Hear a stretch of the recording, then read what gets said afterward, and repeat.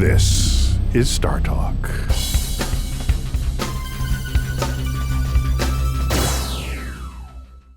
Welcome to StarTalk All-Stars. I'm Janna Levin, and I'm your all-star host today. I'm an astrophysicist and author, but nowhere near as interesting as my co-host, the incredibly talented Matt Kirshen. Matt, welcome to New York. Hey, thank you for welcoming me both here and to the show, and for pointing out that I'm more interesting than an astrophysicist. And that's right, and we're going to hold you to that for the rest of the hour. Much more interesting. Also in the studio, we have special guest Shep Doeleman, who has a long list of accomplishments, including getting through graduate school at MIT, same year as me. And getting here together, this morning. Getting me through general relativity. Shep is an astrophysicist at the Harvard Smithsonian Center for Astrophysics and the director of the Event Horizon Telescope project. Event Horizon Telescope is a fantastic project, not yet complete, still under development. It is a telescope essentially the size of the entire Earth that is going to try to take the first real picture of a black hole. Very exciting stuff. So this is what we're going to talk about today. Good day's work if we can pull it off. It's a good day's work. So we're going to be talking about black holes, how we observe them so far, why we think they're real, and what it would mean to take a real picture of them for the first time. So Shep, thanks so much for coming, making the trip from MIT and Harvard. Thanks for having me. It's a pleasure. Today, we're going to delve into one of the weirdest and sort of most exciting topics in astrophysics. Everyone loves to talk about black holes, and in particularly how we observe them. But first, let's just start with, what is a black hole? Shep? So everybody, I think... You just throw straight to Shep. I get it. I see how things are. Someone's already playing favorites. I didn't go to school with you. You didn't go graduate. back 20 years, so you just go to Shep to immediately ask about the black holes. Yeah, you didn't graduate from MIT. Well, we have rings that have a beaver on them. Really? Yeah, the beaver ring is the MIT class ring. The industrious engineers. Quite appalling.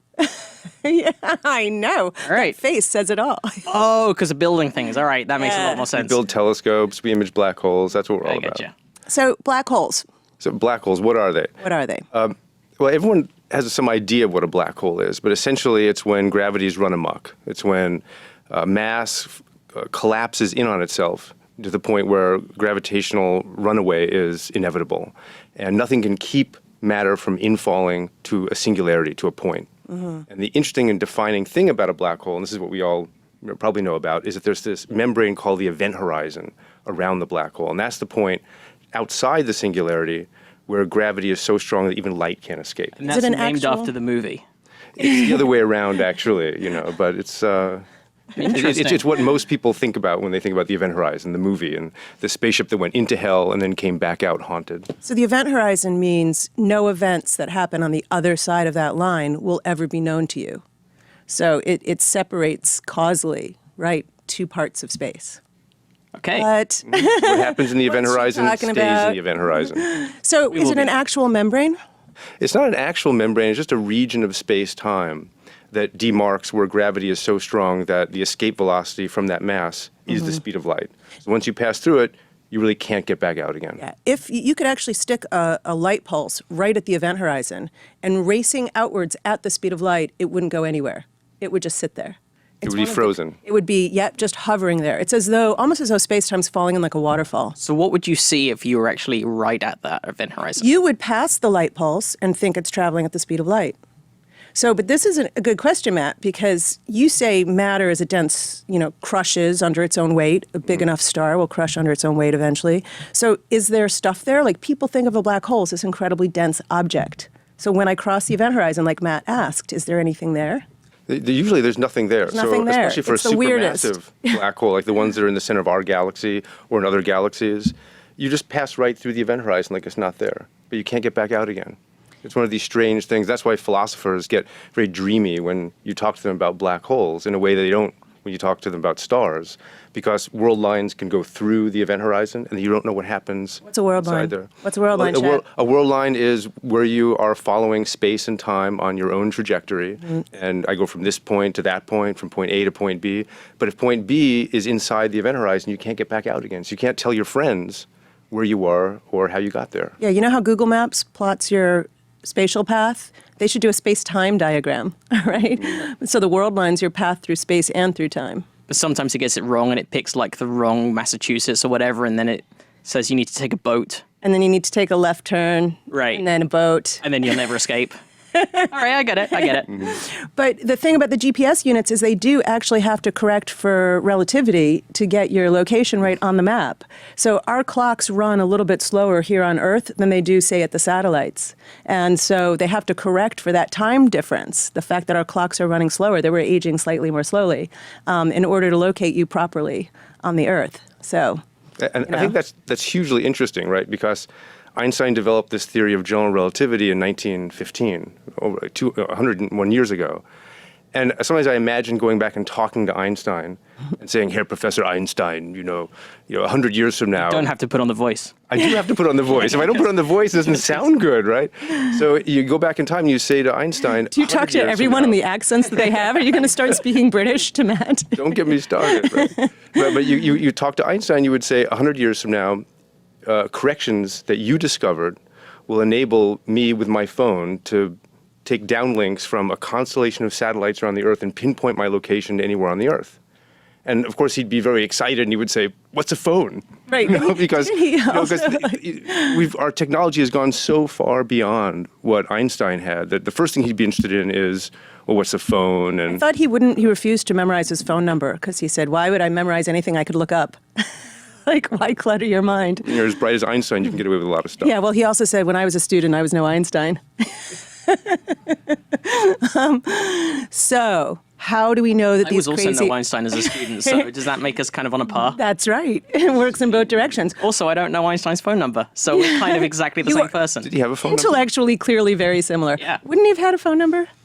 Maybe. So maybe this is one of those apocryphal stories that I'm propagating without having properly looked into the He had an history. assistant that just took care of all that for him. That's what I think. So black holes, Einstein understood the mathematical solution, but he wasn't sure that they were real. In fact, he sort of thought nature would protect us from their formation. I mean, after all, I can't crush this desk very easily. It's very, very hard to do. I mean, it's hard to fold a piece of paper more than, what's the number? 11 times or something like that. The 11th. It starts to really fight. So he believed quite sensibly that nature would not allow something to collapse all the way to a black hole. And there were decades between that time, 1916, this guy in the trenches, an infantry soldier on the Russian front, is calculating ballistic trajectories and writing to Einstein, naturally. Mm-hmm. And he wrote down the first solution for a black hole. Do you know when it got its name, the black hole? Do you know who gave it its name? Peebles gave it. It was Wheeler, I think. Wheeler. Also Wheeler, a Princeton guy. I Yeah, don't know what year apparently that was. It was 1967, and I'm not going to tell you why I know the year, but I haven't. It's the year I was born. It's the year Shep was born. And he was tired of saying end state of complete gravitational collapse, apparently, so someone from the audience shouted, "How about black hole?" And the name stuck. That's 50 years, right? 50 years it took for people to really start to believe that black holes were real. So why do we believe they're real now? Well, the way I think about it is that for a long time people didn't think that anything could be much denser than water, right? So if you take our sun, the average density of the sun is not too much more than water given its volume. Like you could fill the whole volume of the sun with water, it would weigh about what the sun weighs. And it wasn't until people found white dwarfs, which are very dense end states of stars, like cinders of stars. It'll be the end state of our sun, for example, and neutron stars, that people began to really think that matter could be compressed to extreme density. So just to be clear, this is scientists who didn't think things could be denser than water, not just like people in the pub. Right. Yeah, well, People have theories. Like I remember my friend Jordan telling me when we were like 8 that the way we could travel faster than light is, I don't know if you saw the end of Jaws, but like the way the canister of like exploded in the shark's mouth was so powerful, and he's like, that's as big an explosion as you can get, and that'll get us like faster than the speed of light. And it turns out Jordan was wrong. Yeah. But Jordan's one of those people apparently who write me those, their theories of everything. you get those? I bet you do. Both scientists I'm get going to search for the name Jordan Yeah. in my crazy folder. you always get these letters that say Einstein got it wrong by a minus sign, and here's why. Right. Yeah. Although he did have a minus sign error in some of his first papers. Yeah, but not in relativity. I mean, he made mistakes. He wasn't really afraid of that. I mean, this stuff is, it's not written on a tablet somewhere. It takes some trial and error. But sorry, was there more to Jordan's theory? No, that was mostly it. I mean, like, I think we should just call it Jordan's theory. basically, anything that can explode a shark is going to be pretty powerful. Well, actually, it's quite amazing. They really needed to understand the nuclear physics that goes into the bomb technology before they were sophisticated enough in their understanding of small-scale matter forces to realize that a black hole would form. So all these guys really did work on the bomb. But on that happy note, we're switching to cosmic queries. Matt, what do you got for us? So on that note, here's a question from Victor Furtenbach on Facebook, who says, from Stockholm, Sweden as well. Is it possible to kill or destroy a black hole? Wow. Is it alive? A black hole hunt. I really like that. Like wood putting a compressed air canister in the black hole's mouth and then shooting it from a boat. I think a shark could easily. Right. Like how big Devour would a the black shark hole. have to be to eat a black hole? I guess it depends on what you mean by destroy. Yeah, well, black holes will evaporate by themselves if just left to their own devices, right? And that's because of something called Hawking radiation. So the boundary of the black hole, this event horizon, is a turbulent place, and you can get particle and pair production, right? And one particle will go into the black hole and one will go out of the black hole. And from a distance, it looks like the black hole is giving off particles, slowly evaporating. And over billions of years, a stellar mass black hole can just vanish, right? So that's one way to get rid of a black hole, just leave it alone wait somewhere. for a very long time. It's Ignore a very it. long time Ignore because it. right now the light left over from the Big Bang is hotter than all the astrophysical black holes we think we know of, so that the black holes right now are absorbing the light right from the Big Bang. They're not emitting it yet. But in a long time, everything will fall into black holes, and then all those black holes will evaporate. This is like like if this black hole is currently terrorizing a seaside town, like this is not the approach that you want. Yeah, that would not be a good, protective measure. Yeah, that wouldn't work. Yeah, but also a shark-sized black hole a shark-massed black hole would be really tiny. Can you make Right. that? Can you have a black hole that's that size? Oh, sure. So if you had a black hole that was the mass of an asteroid, for example, let's say 100 trillion kilograms, it's a good-sized asteroid, it would be smaller than an atom. So it wouldn't terrorize the town. It would just drop right to the center of the Earth because there'd be no support for it. Well, we don't actually know how to force an asteroid to become a black hole, but there was... By direct pressure. You apply, right? a job. More. But in the Large Hadron Collider, people were afraid that by smashing particles together, one of the byproducts was going to be subatomic-sized black holes. And so people did try to take an injunction against turning on the Large Hadron Collider. Now, I remember that being a thing. Did any micro black holes actually get created? And if so, what happens? Awesome, no. Like, if one were to Clearly. happen... Thank God. Clearly we're safe. Okay. No, So if one were to happen, it would actually do bad things. Like, even if it is... It wouldn't, actually. So physicists just are never willing to say never. They're only willing to say it's very, very improbable. Right. So the argument was black holes could be made, depending on whether there were extra spatial dimensions and what gravity is really like at higher energies. But if they were made, they actually evaporate through the process Shep's describing much faster than big black holes. The smaller the black hole, the faster they evaporate. So the idea was they would just be gone in a flash. They would be like They an burn brightly. explosion. They're tiny and they burn brightly. Yeah. At least that's the theory. The other thing, the other thing that people should feel safe about is that nature has already done this experiment for us. So people worry about CERN and the Large Hadron Collider slamming particles together to make a little black hole. But cosmic rays hit the Earth all the time, and they're hugely high energy. They're higher energy than you can make in the LHC. So they're slamming into the Earth all the time, and they haven't made a black hole yet that devoured the Earth. Maybe they made a black hole, but remember, black holes have these tiny little mouths, right? They're like huge animals, but with a tiny little mouth, right? Right. And so it's very difficult for them to eat. I like that you're keeping everything in shark terms, and I really appreciate that. Like the hummingbird of the exotic object world. So do we have some more cosmic queries? Do we want to try another one? So again, and I think this question might turn out to be slightly off in terms of the way it's phrased, but Hunts105 on Instagram. I don't know how you ask a question on Instagram. I don't know whether this is just done by posing for a picture that conveys this question. What about holding up a cardboard sign? Yeah, right. Oh, maybe. But Hunter from the United States says, how close would a black hole have to be in order to see it with the unaided eye? The unaided eye. You'd have to see the shadow cast, because that's all there is to see. Yeah, so one of the mysteries of black holes, maybe we'll get to this later, but this is the perfect time, is that by definition you can't see them. By definition, all the action happens within the event horizon. Once things fall through, even light, you can't see it. So why are black holes actually some of the brightest things we see in the sky? That's because all the gas and dust that's being attracted to the black hole is trying to fit into this impossibly small volume.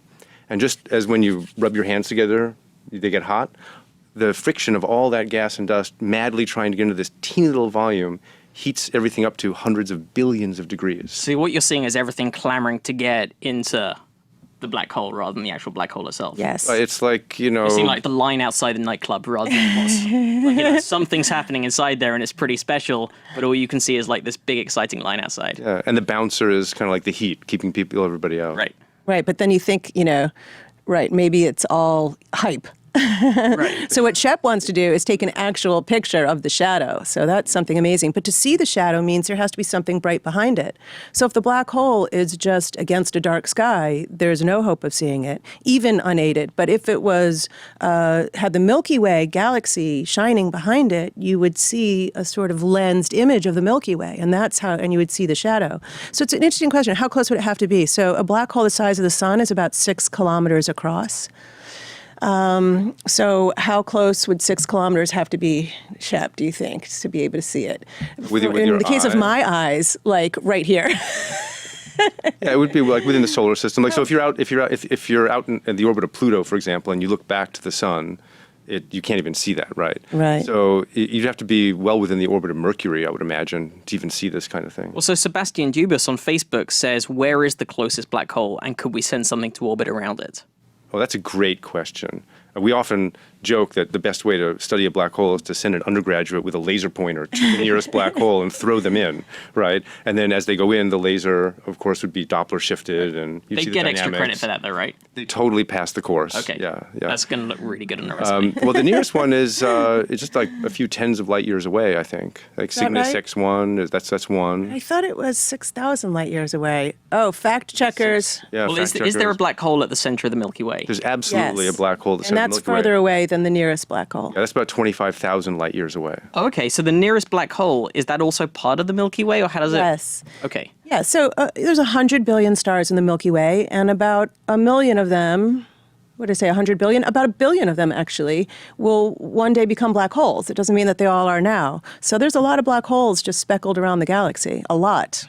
No, we may talk about this later, but the black hole at the center of our galaxy is one of the only ones that we can hope to resolve with any kind of astronomical instrument. So the kind of telescope that Janna was referring to before, the Event Horizon Telescope, can just make out the 4 million solar mass black hole in the center of our galaxy.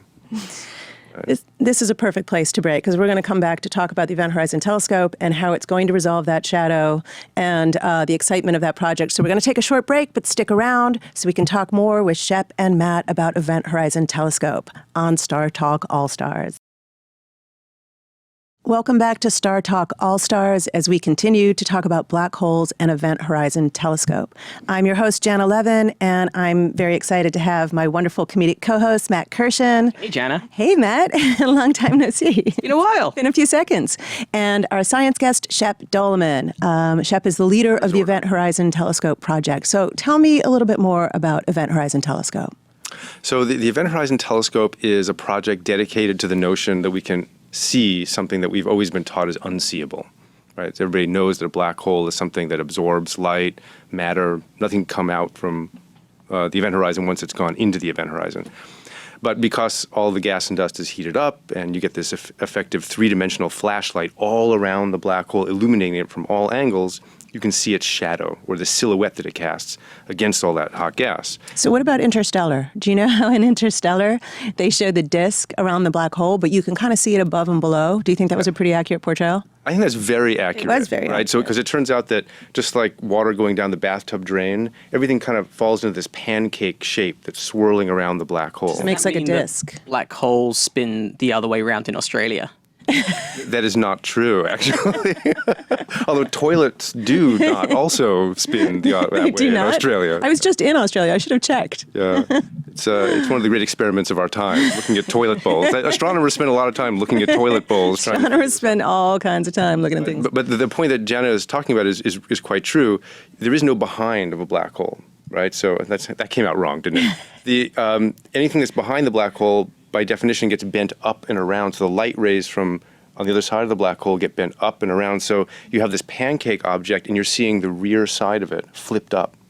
Yeah, I always stole this line from you, Shep. You once said you can't hide behind a black hole. And it's actually a great description. You're crouching down behind the black hole, and they can see you. Exactly. And then if you step one step too close, you're in the black hole. Like, that was a bad game.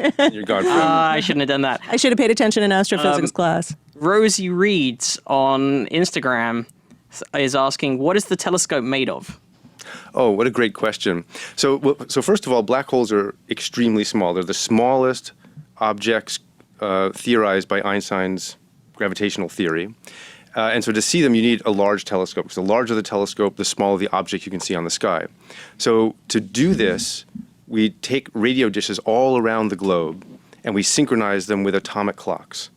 We point them all at the same time. It's kind of incredible when you think about it, but they swivel at the same moment, look at the black hole, take radio wave data from the outside of the event horizon of this black hole, and they record it on hard disk drives.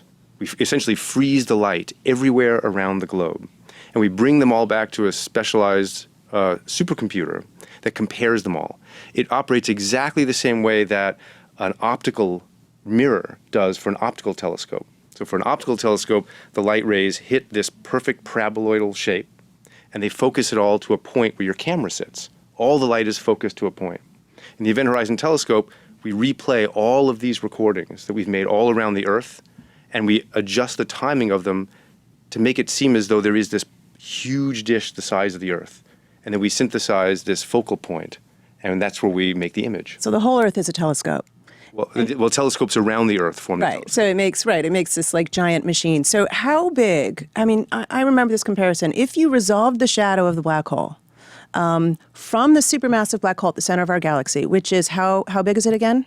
It weighs about 4 million times what our sun does. And about how big across is it? Well, on the sky, it measures about 10 micro arc seconds, and the shadow would be about 50 micro arc seconds.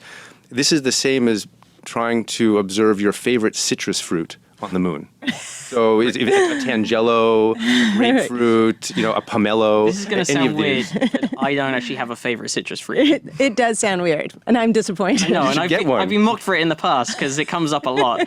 And people are always like, what is your favorite? I'm like, I just like them all the same. And then you have to choose, Matt. You have to choose. I sound like one of those parents who you can't love all of your children the same. Like, I just don't have a favorite amongst. When you next go to the moon, I want you to put one that you chose on the surface of the moon, and we will try to resolve it with Event Horizon Telescope for gags. I can't believe I'm on the show with someone that doesn't have a favorite citrus fruit. It's kind of awkward. No, I know. I heard it's like resolving a quarter on the moon. Is that the same? No, almost. So it would be a citrus fruit on the moon. Citrus fruit is bigger than a quarter. Or if you were in New York, as we are now, Yeah. and your friend was in Los Angeles holding a quarter, it would be equivalent to reading the date on that quarter. And that's what you guys are trying to do. That's what we are trying to do. So How much of being a professional scientist is coming up with different size analogies? Because that does seem like a lot of the job of it would be like if Pluto were a baseball and your hand was Alpha Centauri and your dad was throwing Pluto from. It just seems like there's a lot of that. That's what we are. We're idiots. I feel that he I'm has not a real living up future to in it. this business. Put this in terms of swimming pools and whales and fruit. That's how I need to understand science. Like hamsters, habit trails. Okay, but this black hole, which is 4 million times the mass of the sun, probably fits in about 3 sun widths. Does that sound like about right? I'm not sure. No. It's probably about the event horizon would be about a third the orbit of Mercury. Oh, so that's bigger. It's actually because it's 4 million times Oh, yeah. that So 6 kilometer figure that you gave Okay, before. so It's quite large. Yeah, so it's quite large, but it's 26,000 light years away. Exactly. So as I said, black holes, they toss stars around like planets, these supermassive ones. They're hugely dynamically important. But the largest one that we know of that's close to us is 25,000 light years away. So it's not going to hurt us. We're not in any danger. Well, we are falling into it, just really slowly. Very, very slowly. Much worse things are going to happen to us in the next 10 years. Well, and I can think of several. But not to get off topic. So this is the biggest black hole in our galaxy. It's at the center of our galaxy, and we think that there are black holes this big in all the galaxies, more or less.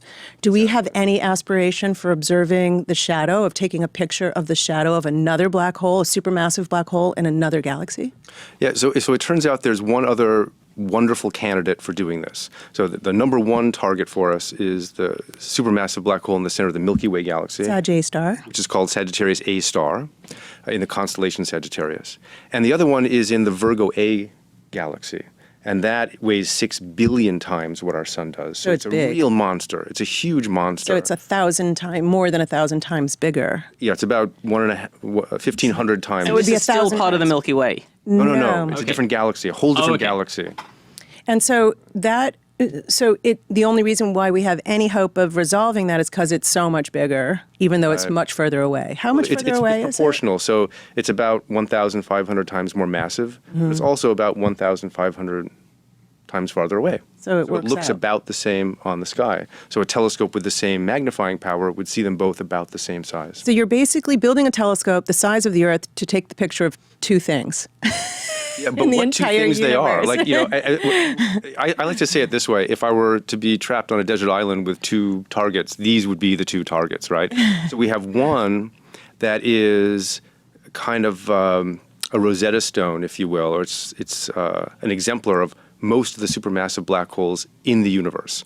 They're nondescript in smaller galaxies. We wouldn't see them if they were Why very can't far we away. see our black hole? It's just not bright. It's not bright because it's just not taking anything down right now? Yeah, it's on a starvation diet. It's kind of eating with a teaspoon, and so it's not the gas around it is hot, but it's not enough to really be seen from very, very far away. Whereas the Virgo A, the supermassive black hole, is much, much brighter, and that's driving a jet of relativistic particles from its north and south pole that's literally piercing the entire galaxy. Now, is that because Virgo we're A. seeing it in the past, when it was more active? Well, Is it not that far away? it's about, let's see, it's about 17 megaparsecs away, 17 million So it's light years not away. really old enough. So it's not to- too old. We're probably seeing it as it's eating, as it's driving these jets from its north and south pole through the galaxy. So in the past, was our black hole at the center of our galaxy bright? Oh, almost definitely. So there's probably some alien civilization on the other side of the universe where the light's taking billions of years to get there that thinks that our black hole is like a quasar. How do you think something their like version that. of this show is going? It couldn't be going better. It could not be going better. This is the best universe in which this show is going the best. Well, so I feel like Trump. It's the best. it's huge. It's huge and it's the best. Well, what I'll say very briefly on this is that about 300 light years from the center of the galaxy, they see these wisps of Xray light. And they think that what causes that is that 300 years ago there was a burst of activity in the center of our galaxy, and the shock wave has reached the clouds that bound that area, and it's fluorescing. So speaking of which, we're seeing the black hole 25,000 years ago, as it was then. So wasn't there this excitement for a while that a cloud was about to be torn apart by the black hole? G2, gas cloud 2. And people watched it for how long? Were they watching this gas cloud? Yeah, so there was a cloud of gas that they thought was about 3 times the mass of Earth, and it was falling into the black hole. And they knew it was falling in because it began to be tidally stretched. So the front part of the cloud was feeling more gravity than the rear part of the cloud is being stretched. So it was like streaming out. Right. Right? So it's like the exciting bit when you're watching the water drain out of the bath, like when it just suddenly starts to go It's the only fun part of that watch. Yeah. before you hit the towel.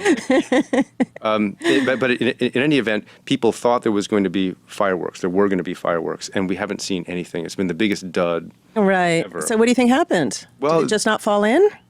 A lot of it depends on how you engage the black hole. So if the black hole is spinning this way and you're coming in counter to that rotation, you could get a lot of fireworks. But if it's spinning in the same direction as you, you'd just be sucked along with it. Yeah. And it might take a long time for the gas that you're contributing to the black hole to find its way all the way to the event horizon where it would light up. Yeah, let's be clear. If I were to fall across the supermassive black hole in the center of the galaxy, I would not be torn to shreds. I would just drift across, right?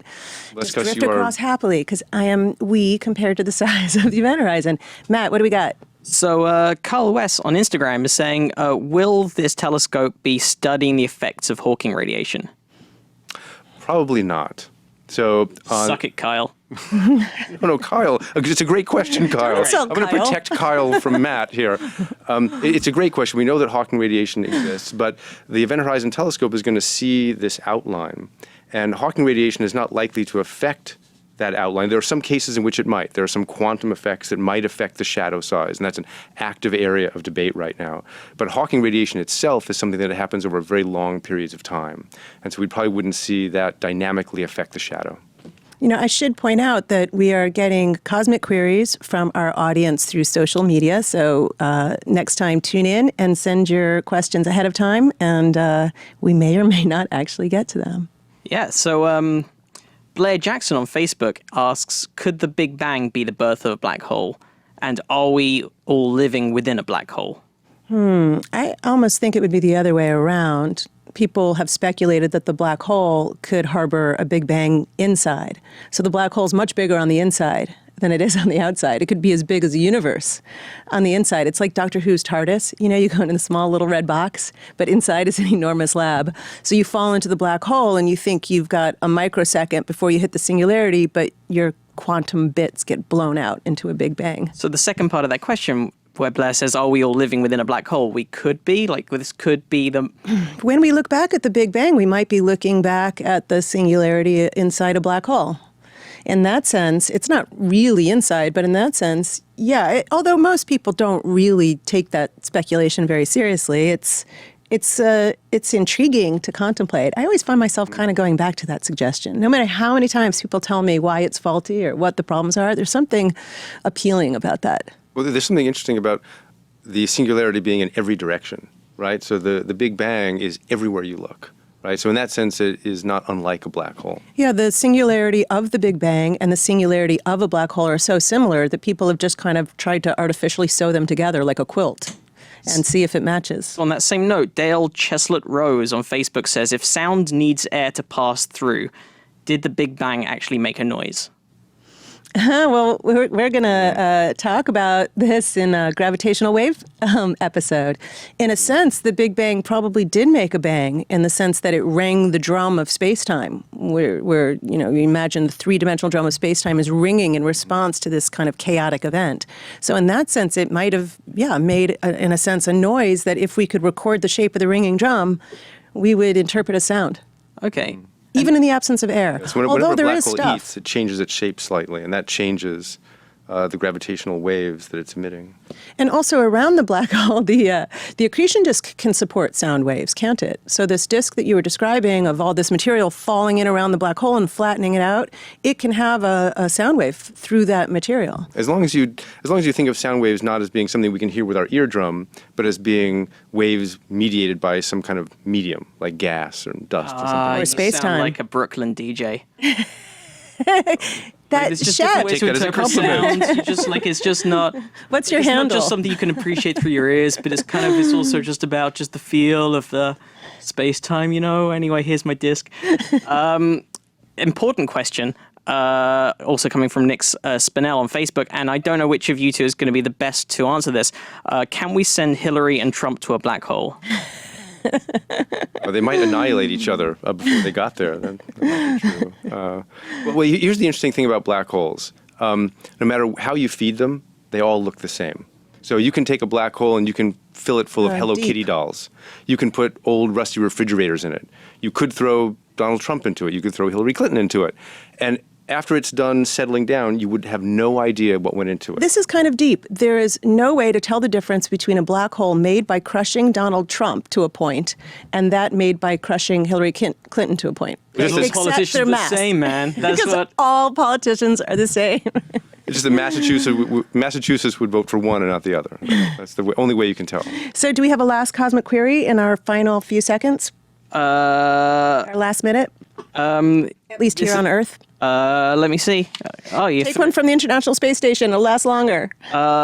This is there a correlation between the law of conservation of energy and the fact that time stops at the speed of light? Does this have to do with light having no mass because it is pure energy? Says Jacob Seymour on Facebook.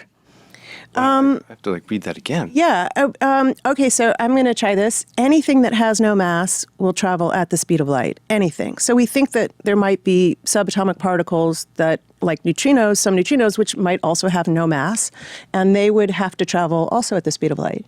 And their energy can be converted to mc squared equals mc squared energy, but it is a pure energy of kinetic energy. One way to think of E equals mc squared, which I've struck upon lately, which I really like, is to think of it as your kinetic energy through time, the amount of energy you transport by your motion through time. So if we were to draw those space-time diagrams, when you're running in your Google Maps, you know you have some energy as you move through New York City, but you haven't plotted your energy as you move through time. And that's E equals mc squared energy. And on that note, unfortunately, we have to take a quick break, but we'll be right back with StarTalk All-Stars so we can answer some more of your cosmic queries with Shep Doeleman and Matt Kirshen. Stick around. Welcome back to StarTalk All-Stars, where the topic of the day is black holes, how they work, and how we hope to take a picture of our first black hole. I can't think of two better people to talk to on this topic than Shep Doeleman, an astrophysicist and leader of the Event Horizon Telescope Project, and the very funny Matt Kirshen, who also hosts Probably Science. Probably Not Science? It's just probably science. That's what it is. Is it probably science? We didn't need the word not in there. The word not implied by the probably. I'm Janna Levin, your all-star host for today, and I want to pick up with Shep on the Event Horizon Telescope because this is still a project under development. You're talking about we will observe, we hope to observe, and there are these two objects. So first of all, when do you expect to start making these first pictures of the black hole at the center of our galaxy, and why are you going to do this? Good questions. So we started off on the Event Horizon Telescope project by linking 3 radio telescopes around the world together in Hawaii, in Arizona, and California. And the first thing we realized was that the supermassive black hole in the center of our galaxy, Sagittarius A star, had a size that was predicted by this shadow feature. So 100 years ago, Einstein came up with this idea that a black hole would cast a shadow, and we saw exactly that size. And that really got us excited, right? Because with only 3 telescopes, all we can do is tell the size of the black hole. Now we want to build instrumentation and put it at all the other telescopes that we can around the world to fill in this Earth-sized telescope, and then we can make an image. Because the whole reason for doing this is to look at the size and shape of that shadow, predicted again by Einstein, to test whether Einstein's theories break down at the edge of a black hole, and also to study the dynamics of matter around the black hole. Now, will you really be looking all the way at the event horizon? I mean, after all, light can orbit a black hole, but, you know, to actually get all the way to the shadow, are you really seeing the event horizon, or are you seeing a little bit further out? So you wind up seeing a little bit further out. There's something called the last photon orbit. And light, as fast as it goes, also is constrained to orbit around the black hole. Yes. That's how deformed the space-time is. It's a crazy, crazy place. You could stand there with a flashlight and look at the back of your head. Or you could illuminate the back of your head. Right, Yeah. and then it would bounce off your head and you'd see it in front of you. So if you were having a bad hair day, you would know it immediately, basically. Because that's what you're worried about when you're, you know, right outside a black hole. Yeah, wouldn't your hair automatically become bad just because it's kind of been sucked towards it? Like how much of it would... You would see how bad it was. You think your hair feels gravity more strongly than the rest of you? That's the spaghettification of your hair. As it Right. Hair might sort goes of be in. left behind. Would it kind of be more frizzy, or would it be more like high volume? Like what kind of shampoo would you need to use? There around might a be black hole? special black hole products. I think we've just started. Somebody right now is scratching out a memo at their pharmaceutical company. Just something else for women to be upset and worried about. Right. More ways to oppress women. Like what would happen to your limbs? Would you, like, would cellulite be changed near a black hole? How we... Matt, you're fired. Okay, I was going to endorse the hair care products, but I'm not going to touch that one. So you are making your first observations when? Right. So from these 3 telescopes and these humble beginnings, a global international consortium has formed. And we are now instrumenting telescopes around the world. So in Chile, even the South Pole, in France and Spain and so forth, in addition to the ones we already have. And the new observations are occurring in the spring of 2017, under a year from now. That's when we light up most of the array. That'll be our first shot at taking the first image of a black hole. Do you think that's going to be a successful shot? Of course I do. I would be getting up every morning. Well, a lot of times, these Sure. experiments take decades, and the first shot's not expected to be successful, and you're thinking 10 years down the line, we'll refine enough to really nail it. But you think as early as spring, you're going to have an actual picture. Well, we are eternal optimists, and even experiments that are long shots are always assumed to perhaps give a good result, if not light the way to future innovations that make inevitable success, a reality. So we are really focused on success in spring of 2017. At the same time, nature is nature. We have no idea what we're going to see. Nature doesn't always comply. It does not always comply, and we may fall flat on our face, but the idea is that we get up and we... So is this a done deal? The consortium, the international collaboration is on board, and this is definitely going to happen? Absolutely. So we have time on some of the biggest apertures, some of the biggest telescopes around the world. And we have these systems that are going to freeze the light at all of these telescopes at unprecedented rates. I'm rooting for you, Shep. I'm rooting for you. Is there ever a risk that, when you're setting up these huge telescopes, you'll see something you didn't plan to see, like Matt waving. Yeah, or like a neighbor doing a murder or something like that. Just I know. I wasn't expecting this, but I guess I'm gonna have to report this now. A quarter on the moon is like a freckle on the neighbor's. Yeah. Yeah. Oh yeah. So the we could. This could be like a Milky Way CSI episode or something like that, like murder at the Galactic Center. Well, so let me just say that we think we know what we're going to see, but nobody would be happier than most of the people in the consortium if we saw something unexpected. That would be hugely interesting. And the way I like to put it is that we'll perhaps be able to test Einstein's theory, but it's never wise to bet against Einstein. But if we see something crazy, if the size of the shadow is not what Einstein would have predicted, given the mass of that black hole, we will be really scratching our heads, thinking about alternative forms of gravity, or thinking about objects even more exotic than a black hole. So would that mean that the whole theory of general relativity is wrong and needs to be supplanted? Well, we know, Janna, that GR cannot be complete, right? Because at the center of the black hole, where everything is crushed to a point, the singularity, GR has to come into accord with quantum mechanics. And nobody, not even Einstein, ever found a way to do that. So we know GR is complete. The just question is how close do we have to get to the singularity before it becomes evident? Right. It could be at the event horizon. There could be manifestations of this deep mystery at the event horizon that the Event Horizon Telescope could, image. So there, you mentioned quantum phenomenon, the Hawking radiation, which happens at the event horizon. So quantum fluctuation in empty space gets stolen by the black hole, and the other particle radiates, and to an observer far away, it looks like the black hole's actually emitting radiation. Is that something you think you could probe with this telescope?